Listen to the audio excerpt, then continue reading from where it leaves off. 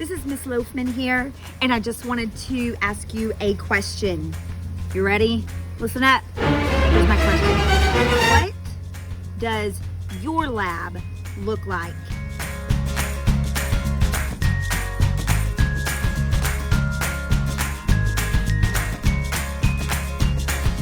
Your lab doesn't need to look like mine, but inside my house, I have all kinds of things.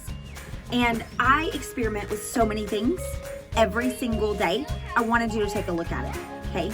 So remember, your lab can be whatever you want it to be. The point is, you're always learning, you're always experimenting, you're always questioning, you're always coming up with something to think about and to practice and to test and to observe.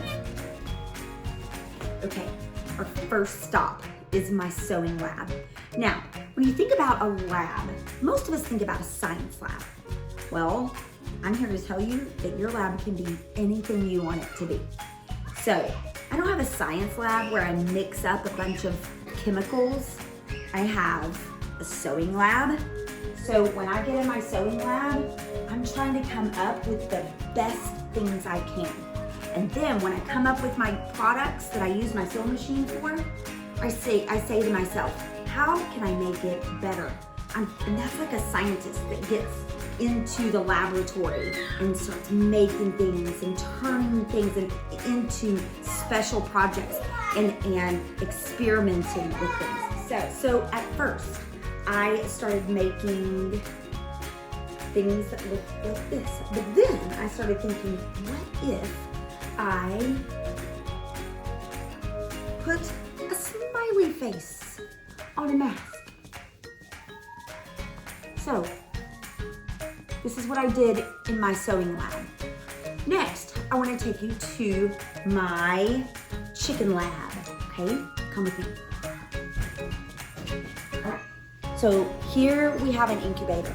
This is my lab where I test out these eggs, and I'm experimenting, trying to get the eggs to develop, and hopefully we will hatch baby chicks.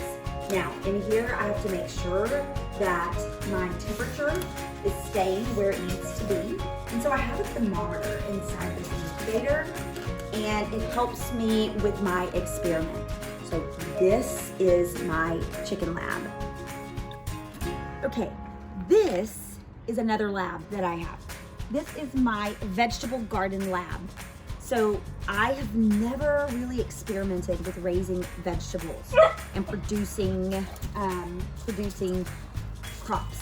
And so I wanted to see what that would be like. I think it's going pretty well. My vegetables are growing. And so this is another lab that I have going right now.